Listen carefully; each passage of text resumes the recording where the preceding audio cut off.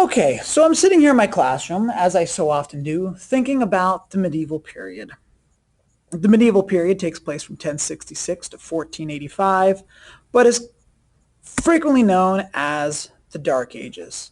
It's referred to as the Dark Ages because the historians say that there was a time period where there wasn't much intellectual growth, there wasn't much invention, there wasn't much literature. Also, you got the thing like the bubonic plague in there, and so the Dark Ages kind of characterizes that entire period as overall dark and murky and gross and disease-ridden. But some people say that's a little unfair, and so it's also known as the Middle Ages. All right, so what about this time period? Up at the top of the picture there, you've got England. Down below that, you've got what's modern-day France, and then below that a little bit is Germany. And you got William the First, William the Conqueror, was living in Normandy, and the King of England died, and William said, hey, that's my throne. So the Normans, they came over to help him claim the throne. Well, William the Conqueror did just that. He conquered, he wins and takes the throne. So whose throne was it? Well, he said it was his, and he won it, and winners get to write the history book. So it was William's throne. And there's William, and there's a throne. I don't know if it's his.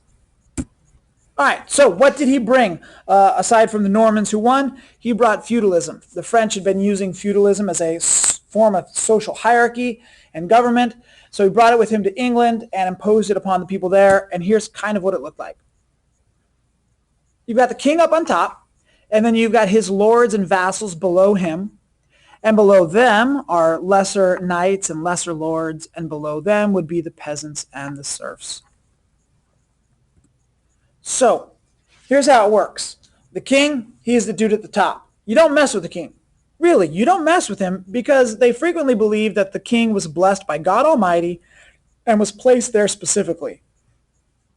The king owned all the land of the whole country, but because he was a nice guy, kings weren't usually that nice, but because he was a nice guy, he allowed his important nobles to use the land. Okay, so the nobles then served the king. The nobles had the land, and they also had the knights, and so in return for protection, the nobles and the kings were able to give some of that land to the knights, and then the knights would turn around to the peasants, also known as serfs, and they would make the serfs do all the hard work on the king's land and pay the taxes. But the king was a nice guy, though. The king and the nobles let serfs keep some of the crops for their own food. They were able to earn some money, but it really was this trickle-up effect where the majority of the people were at the lowest of the low. They were peasants and serfs, making it day to day, doing a lot of hard labor. I think like the expected lifespan was like 30 years or something. I mean, you just worked till you died. And then you trickled up. So then the knights and the nobles and the king, they all got a little bit piece of the cut as it went up and up, higher and higher. All right, no social movement. One of the big things with feudalism is that when you were in a social hierarchy, you didn't move. If you were born into wealth, you stayed into wealth. And if you were born poor, you stayed poor. One of the amazing things about our American Western culture is that we really believe that if you were born in a poor family with no opportunities, you can work hard, get yourself educated, improve your life situation. We literally see that with people like the president. You can, and we see lots of other examples as well of people moving up the social hierarchy. But feudalism, you were stuck. Your children were stuck. Their children were stuck for generations. That's just kind of how it was. All right, along with the social political hierarchy of feudalism, you've got the Catholic Church. Now at this time, the church and the politics of the region, they were really very closely intertwined. Sometimes it was very hard to separate them out. A lot of the people in power were also the religious powers, and it gets tricky and gets a little confusing, but I'm going to do my best to give you kind of the gist of it. The Catholic Church was a European constant. It was across the actual European continent. And if you jumped across the water to England, you'd find the Catholic Church there as well. Kings and queens throughout the land, they would live, they would die, they would get conquered, they would get overthrown. But the Catholic Church remained the same. Like a king, the Pope was the final say in the church. There was also a very strict hierarchy within the church as well. The Middle Age church, not the Middle Age church, the church of the Middle Ages, rather, was very rich and powerful. It was organized like government. It had its own laws. It collected its own taxes. Some of these taxes went to help the poor, but most of the taxes were spent to build beautiful churches. And all of the power within the church's hierarchy was in the hands of some of the bishops. And when we look over here at the hierarchy, we've got the Pope. He's at the top. He was in Rome. He was God's direct voice to man on earth. And that tradition comes down from Petros, the rock, St. Peter. All right, that's why it's St. Peter's Basilica that you can go visit in Rome, where the Pope is. All right, that's different. So we got Pope, bishops, archbishops, archdeacons, abbots, priors, deans, and monks. Most of these people were kind of in the upper echelon of society. Monks, how often, were often teachers. They would teach the noble children. Some monks would work the land of the monastery. They would grow vegetables, herbs, and fruits. Monks were known for copying a lot of the documents that we still have today. You could also be a nun if you were a woman. All right. So, like I said, the church was very wealthy. Think about how much it must have cost to build the magnificent cathedrals.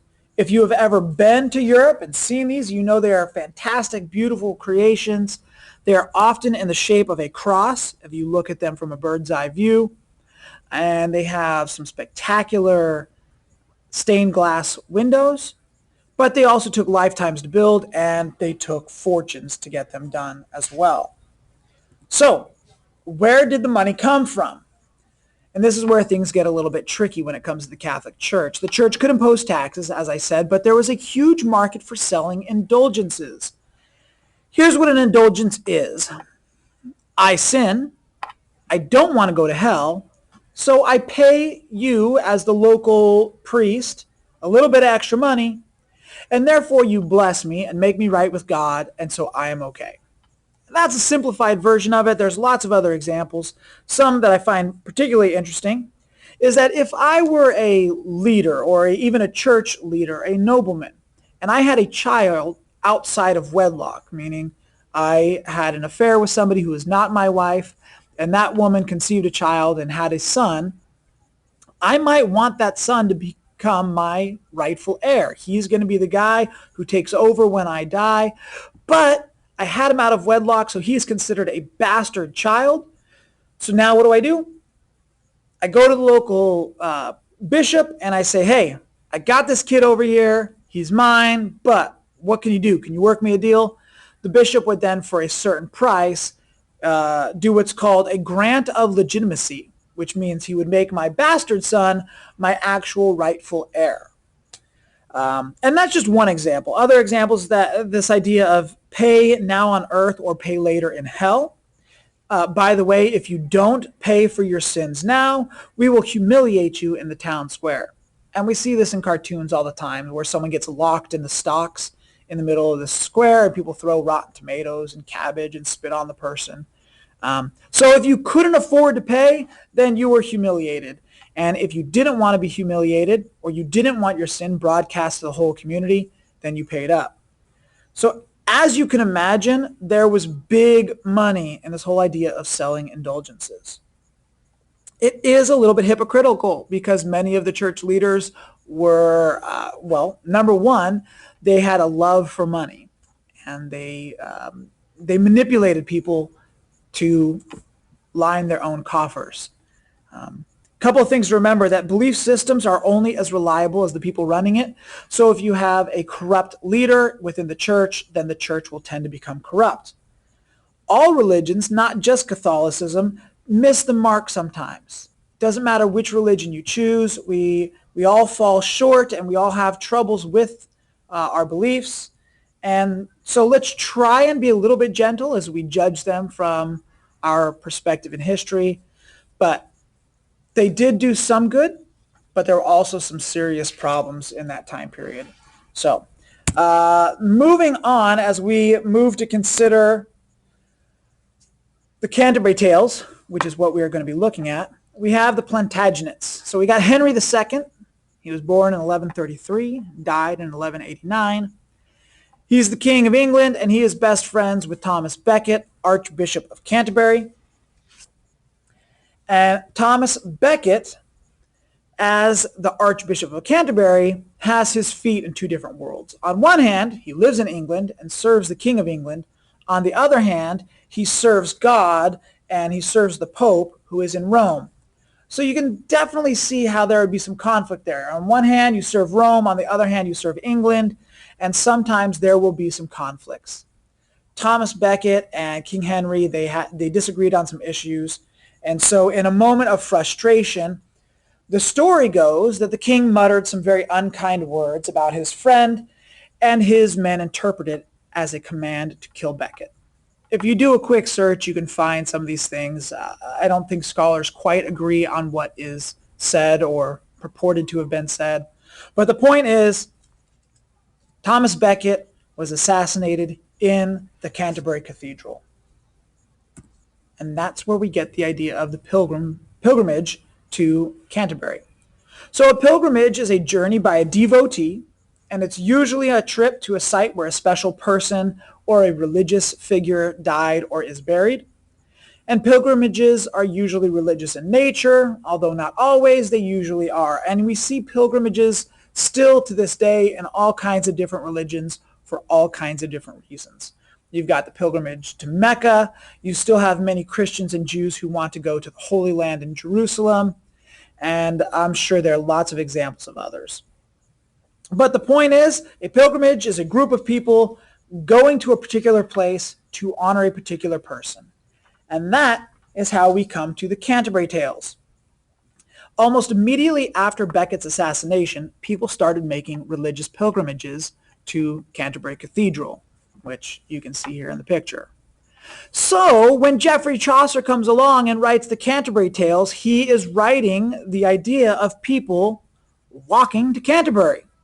And what he does in his story is he captures some of the funny, insightful, dark, humorous, kind, you name the human characteristic, he touches on it in his tales. They are fun and funny and incredibly well written, and I'm very excited to get started with these. But hopefully this presentation helps to give you a little bit of the background that you need to understand the Canterbury Tales. Thank you for your time. I am now going to go back to sitting here in the quiet thinking about the Middle Ages.